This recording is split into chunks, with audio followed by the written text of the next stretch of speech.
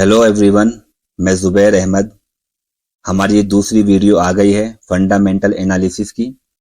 आज की इस वीडियो के अंदर हम लोग बात करने वाले हैं प्राइस के अंदर, स्टॉक के प्राइस के अंदर फंडामेंटल एनालिसिस कैसे किया जाता है। आपको जैसा कि पता है, पहली वीडियो के अंदर हमने बात की थी फंडामेंटल एनालिसिस क्या होता है, और आज की वीडियो के अंदर हम बात करने वाले हैं कि स्टॉक का जो प्राइस होता है उसका फंडामेंटल एनालिसिस में क्या रूल है और किस तरह से किया जाता है।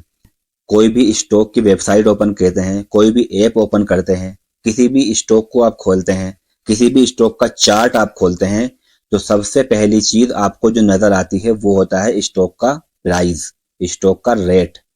यानी कि अगर आप इस स्टॉक को खरीदना चाहते हैं तो आपको कितना देना पड़ेगा, इसी को क्या बोलते हैं, स्टॉक प्राइस। तो हम इसी के बारे में बात करेंगे दोस्तों आज। स्टॉक का जो प्राइस होता है वो रोजाना, हर मिनट में, हर सेकंड में, हर घंटा में ऊपर नीचे होता रहता है। कभी ज्यादा हो गया, कभी कम हो गया। तो एक स्पेशल टाइम के अंदर स्टॉक के अंदर जो भी मोमेंट होती है, चाहे वो ऊपर जाए चाहे नीचे जाए, एक स्पेशल टाइम के बाद वो अपने पीछे एक कैंडल स्टिक छोड़ देता है।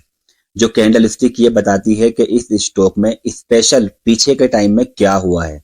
फॉर एग्जाम्पल, अगर हम 1 घंटे का चार्ट ओपन कर लेते हैं तो हमको ये मालूम पड़ जाता है कि इस स्टॉक में पीछे के 1 घंटे में क्या क्या हुआ है, ये कितना ऊपर कितने नीचे गया था, या उससे पहले के घंटे में क्या हुआ है स्टिक। और फिर इस तरह से बहुत सारी कैंडल स्टिक मिल करके एक पैटर्न बनाती हैं, जिसमें ब्रेकआउट भी होता है, ब्रेकडाउन भी होता है, बहुत सारे पैटर्न होते हैं, जिससे ये पता लगता है कि स्टॉक को कब खरीदना है, कब नहीं खरीदना।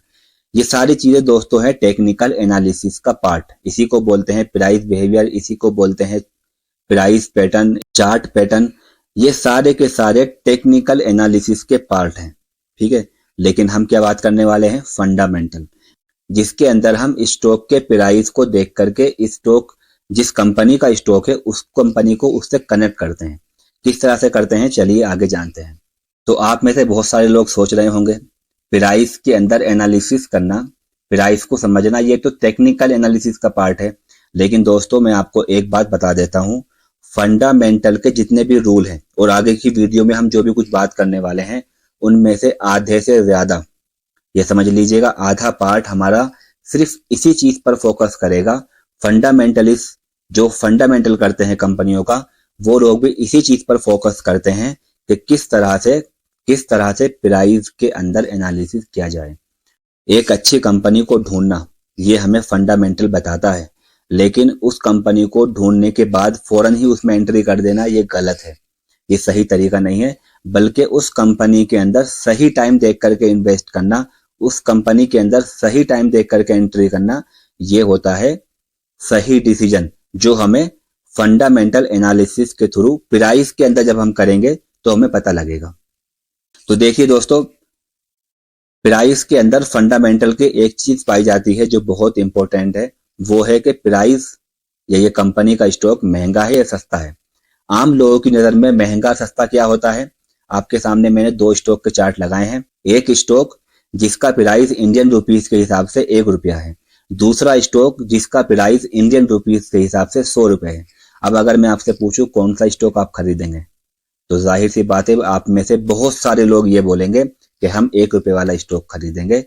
बहुत सारे लोगों का अट्रैक्शन इस तरह के स्टॉक में होता है जिसका प्राइस बहुत ज्यादा कम हो। इन्हीं स्टॉक को पेनी स्टॉक कहा जाता है। लोगों को लगता है कि जो स्टॉक 100 रुपए का हो गया वो तो 100 का हो गया ऑलरेडी, लेकिन जो स्टॉक अभी 1 रुपए का है उसके 100 तक जाने के चांसेस बहुत ज्यादा हैं। ये समझ करके लोग ऐसे स्टॉक को ढूंढते हैं जो बहुत सस्ते होते हैं और जो सोचते हैं कि ये जल्दी बढ़ेगा। या फिर लोगों का मानना होता है कि अगर ये स्टॉक जो 1 रुपए का है, अगर 1 रुपया इसमें मोमेंट आ गई, 1 रुपया बढ़ गया, 100 वाला स्टॉक तो रोज 1 रुपया, 2 रुपया, 5 रुपया बढ़ता है, लेकिन अगर 1 रुपए वाला स्टॉक 1 रुपया बढ़ गया तो डबल हो जाएगा। अगर हम इस स्टॉक को खरीद लेते हैं तो हमारा डबल प्रॉफिट होगा। 5 लाख लगा करके 10 लाख ले लेंगे, 10 लाख लगा के 20 लाख ले लेंगे। इस तरह का मानना होता है, सोच होता है एक आम लोगों की। इसीलिए वो लोग इस तरह के पेनी स्टॉक की तरफ भागते हैं। क्यों भाग रहे हैं, प्रॉफिट के लिए। लेकिन दोस्तों मैं आपको बता देता हूँ, स्टॉक के प्राइस के बहुत कम होने या बहुत ज्यादा होने से स्टॉक की क्वालिटी पर फर्क नहीं पड़ता, कंपनियों के ऊपर फर्क नहीं पड़ता, कंपनियों के ग्रोथ के ऊपर फर्क नहीं पड़ता है। अगर फंडामेंटल अच्छा है कंपनी का, सब कुछ ठीक चल रहा है, उसका प्राइस बहुत कम होगा या ज्यादा होगा ये मैटर नहीं करता है, बस उसकी क्वालिटी मैटर करती है। तो ऐसे बहुत सारे लोग हैं जो आपको प्रोवाइड कराते हैं पेनी स्टॉक। यूट्यूब के ऊपर आपको बहुत सारे लोग मिल जाएंगे, इंस्टाग्राम के ऊपर बहुत सारे लोग मिल जाएंगे, आपको टेलीग्राम और व्हाट्सएप के ग्रुप पर बहुत सारे लोग मिल जाएंगे जो ये बोलते हैं कि हमारे पास बहुत सारे पेनी स्टॉक है, हम आपको आइडिया देंगे। और लोगों का अट्रैक्शन ऐसे स्टॉक की तरफ होता भी है जो कि अनलॉजिक है, जिसका लॉजिक से कोई लेना देना नहीं है। अरे कंपनी अगर अच्छा कर रही होगी तो उसका स्टॉक कितना भी महंगा क्यों ना हो वो बढ़ेगा ही बढ़ेगा, और कितना भी कम क्यों ना हो वो बढ़ेगा ही बढ़ेगा। कंपनी अगर बेकार कर रही होगी, कंपनी का परफॉर्म अच्छा नहीं होगा, कंपनी लॉस में होगी, तो उसका स्टॉक कितना भी सस्ता हो या महंगा हो वो नीचे गिरेगा ही गिरेगा। और ये बात ध्यान में रखना, जो चीज सस्ती दिखाई देती है जरूरी नहीं कि वो अच्छी ही हो, ज्यादातर टाइम में वो बेकार भी होती है। ये स्टॉक का जो प्राइस कम होता है ये नंबर ऑफ शेयर्स की वजह से होता है, ये कम कैपिटल की वजह से होता है। फॉर एग्जाम्पल मेरी एक कंपनी है अगर, जिसकी पूरी की वैल्यू क्या है 100 रुपए, उसे क्या बोलते हैं मार्केट कैपिटल। तो मेरी पूरी कंपनी की वैल्यू 100 रुपए है, और अगर मैं चाहता हूं अपनी इस कंपनी को मार्केट में लेकर के आऊं, ये मेरे हाथ में है। मैं उस कंपनी के जितने चाहे शेयर इशू कर सकता हूं, मैं चाहूं तो 10 कर दूं। अगर मैं 10 स्टॉक इशू कर देता हूं तब इस कंडीशन में आपको मेरा एक स्टॉक खरीदने के लिए 10 रुपए लगेगा। अगर मैं चाहूं तो उस कंपनी के 50 स्टॉक इशू कर सकता हूं, उस कंडीशन में आपको मेरी कंपनी का एक स्टॉक खरीदने के लिए 2 रुपए देना होगा। अगर मैं चाहूं तो 100 स्टॉक इशू कर सकता हूं, इस कंडीशन में आपको 1 रुपए देना होगा एक स्टॉक का। देख रहे हो आप लोग, मैं सिर्फ स्टॉक को बांट रहा हूं, स्टॉक को बढ़ा रहा हूं क्वांटिटी को, तो उससे स्टॉक का प्राइस भी घट रहा है। कंपनी एक ही है, काम उसमें एक ही चल रहा है। ऐसा नहीं कि मैं अगर कुछ स्टॉक के प्राइस ज्यादा कर देता हूं या स्टॉक के प्राइस कम कर देता हूं तो कंपनी में कुछ अलग होने लगेगा, नहीं। इस वजह से बहुत सारी कंपनियों के प्राइस बहुत कम दिखाई देते हैं, बहुत सारी कंपनियों के प्राइस बहुत ज्यादा दिखाई देते हैं। कभी कभी कंपनियां क्या करती हैं, वो स्प्लिट करती हैं। वो क्या करती हैं कि अगर आपके पास एक स्टॉक है तो आपको एक के बदले में 2 दे देगी। मान लेते हैं मेरे पास किसी कंपनी का एक स्टॉक है और उसका प्राइस 10 रुपया है, तो कंपनी क्या करेगी, मुझे एक स्टॉक और एक्स्ट्रा दे देगी। अब मेरे पास उस कंपनी के 2 स्टॉक हो जाएंगे।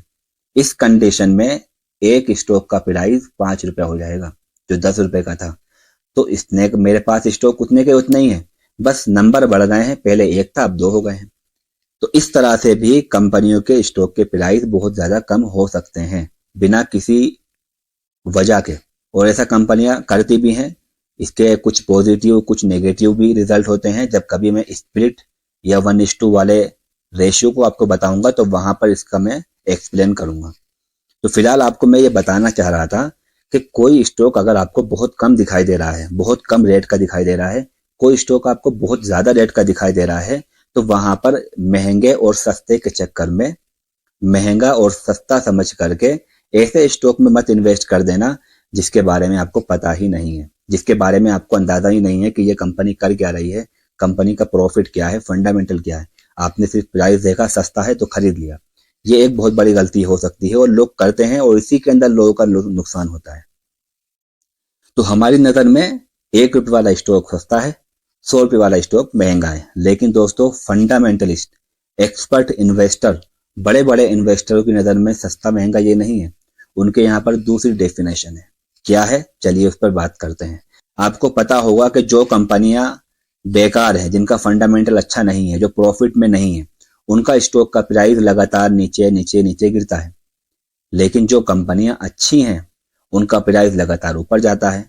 लेकिन ऐसा नहीं होता कि हमेशा वो ऊपर ही ऊपर जाता रहे। अच्छी कंपनियां ऊपर तो जाती हैं लेकिन बीच बीच में वो नीचे भी गिरती हैं। जब वो बहुत ज्यादा ऊपर चली जाती हैं तो बहुत ज्यादा फिर नीचे भी गिरती हैं, लंबे टाइम तक नीचे गिरती रहती है, या एक जगह पर रुक जाती हैं। इसको बोलते हैं करेक्शन टाइम, जिसमें स्टॉक का प्राइस रेस्ट करता है, और रेस्ट करने की कंडीशन में, आराम करने की कंडीशन में वो एक जगह पर रुक जाता है या लंबे टाइम तक नीचे गिरता है। तो अगर आपने एक अच्छी कंपनी ढूंढ ली और आपने ऐसी जगह पर एंट्री कर ली जहां से उसका प्राइस नीचे गिरने वाला था, तो आप लोग फिर बोलोगे कि फंडामेंटल एनालिसिस काम नहीं करता, हमने अच्छी कंपनी ढूंढी है लेकिन उसमें भी हमको नुकसान ही हो गया। तो फंडामेंटलिस्ट इन्वेस्टर क्या करते हैं, वो लोग देखते हैं कि स्टॉक का प्राइस कितना चल रहा है, क्या ये प्राइस जेन्युइन है, क्या ये प्राइस वैल्यूड है, जितना प्राइस हमको दिखाया जा रहा है क्या ये कंपनी के प्रॉफिट, कंपनी की कंडीशन के हिसाब से सही है या ज्यादा है। कहीं ऐसा तो नहीं कि ये प्राइस सिर्फ कुछ ट्रेडरों की वजह के, कुछ बायर्स की वजह से बढ़ गया है, या फिर ये प्राइस कंपनी के प्रॉफिट की वजह से बढ़ा है। तो इन्वेस्टर लोग वैल्यू करते हैं। तो जब कोई कंपनी का स्टॉक लगातार बढ़ जाता है, बहुत ज्यादा ऊपर पहुंच जाता है, तो इन्वेस्टर बोलते हैं कि ओवर वैल्यूड हो गया, ये अपनी हैसियत के हिसाब से ज्यादा ऊपर पहुंच गया है और ये स्टॉक हो गया है महंगा। क्या है इन्वेस्टर की नजर में, जब स्टॉक का प्राइस ओवर वैल्यू हो जाए तब वो मानते हैं कि स्टॉक महंगा हो गया है और वो लोग मानते हैं कि यहाँ से ये प्राइस नीचे गिरेगा। फिर जब प्राइस नीचे गिरना शुरू होता है, स्टॉक का रेट नीचे गिरना शुरू होता है, कम हो जाता है, और जब वो फिर दोबारा से ऊपर जाने की कोशिश करता है, वहां पर इन्वेस्टर उस स्टॉक को खरीद लेते हैं और वहां पर इन्वेस्टर क्या बोलते हैं, अब इस स्टॉक का प्राइस कम हो गया है, स्टॉक सस्ता हो गया है। तो देख रहे हो आप लोग, अच्छी कंपनी का स्टॉक जब बहुत ज्यादा ऊपर पहुंच जाए तो उसको ये लोग बोलते हैं महंगा, चाहे वो 1 लाख का हो, 2 लाख का हो, 15 लाख का हो, ये मैटर नहीं करता। तो प्राइस जब घूम करके नीचे आ जाता है और अपनी सही कीमत पर आ जाता है, तब इन्वेस्टर बोलते हैं कि ये सस्ता है। चाहे वो कितना भी आपको महंगा लग रहा हो, चाहे वो 10 लाख का स्टॉक हो, चाहे वो MRF का स्टॉक हो। MRF का रेट मालूम है, आप स्क्रीन पर देखिए, ये स्टॉक है। ये भी अपने टाइम पर आने के बाद इन्वेस्टर को सस्ता लगेगा, लोग इसे खरीदेंगे और अभी भी खरीद रहे हैं। यही होता है मेन बहुत इंपॉर्टेंट चीज फंडामेंटल के अंदर, जो बहुत सारे लोग बोलते हैं ना कि प्राइस देखने की जरूरत नहीं है, अच्छी कंपनी ढूंढ लो, उसमें इन्वेस्ट कर दो, ऑटोमेटिकली आपको प्रॉफिट हो जाएगा। बिल्कुल नहीं दोस्तों, अच्छी कंपनी ढूंढने के बाद उसका एक सही वक्त देखना पड़ता है कि हमें यहाँ पर एंट्री कब करनी है, कब हम इस स्टॉक को खरीदेंगे। फौरन ही किसी स्टॉक को खरीद लेना ये सही डिसीजन बिल्कुल भी नहीं हो सकता। और हम टेक्निकल में भी यही करते हैं। टेक्निकल में हम देखते हैं कि स्टॉक को कब खरीदना है, कब बेचना है, कितना वेट करना है, और फंडामेंटल में भी हम लोग यही देख रहे हैं, बस तरीका थोड़ा अलग हो जाता है। तो स्टॉक की फेयर वैल्यू, स्टॉक की सही प्राइस का ढूंढना ये बहुत जरूरी हो जाता है। जैसे तो ओवर वैल्यू होने के बाद चाहे कंपनी कितनी भी अच्छी क्यों ना हो, उसका प्राइस नीचे गिरता ही गिरता है।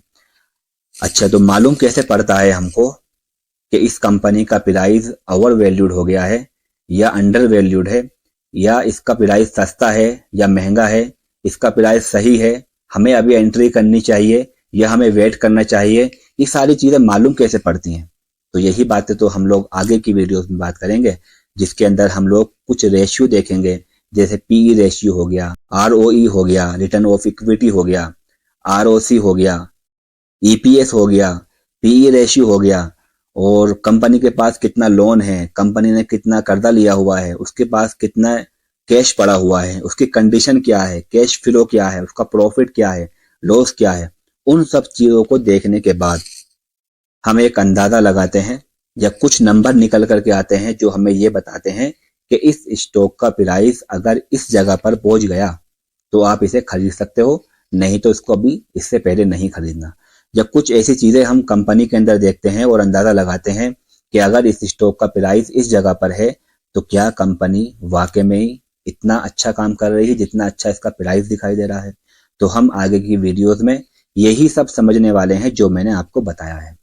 आखिर में आपको एक चीज बता देता हूं कि हर चीज को उसकी वैल्यू के हिसाब से समझो, उसके प्राइस के हिसाब से नहीं समझना।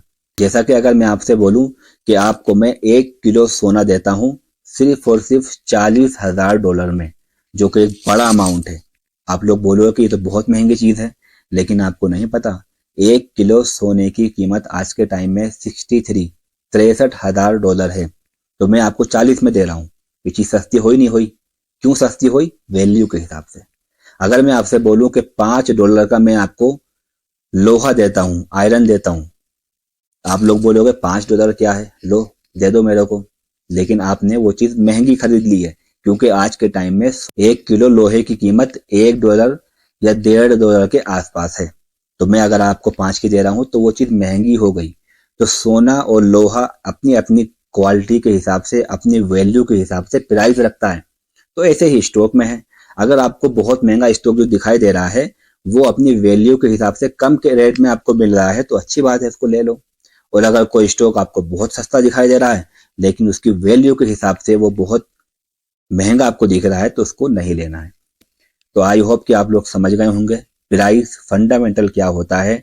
आगे की वीडियोस में हम लोग बात करेंगे। कोई डाउट है, कोई क्वेश्चन है तो आप मुझसे कमेंट में पूछ सकते हैं, मैं आपका रिप्लाई करूंगा। और मेरी यहाँ पर इंस्टाग्राम आईडी दी गई है, आप मुझे इंस्टाग्राम पर मैसेज कर सकते हैं। आप सभी लोगों से हम्बल रिक्वेस्ट है कि चैनल को सब्सक्राइब करें। Thank you so much.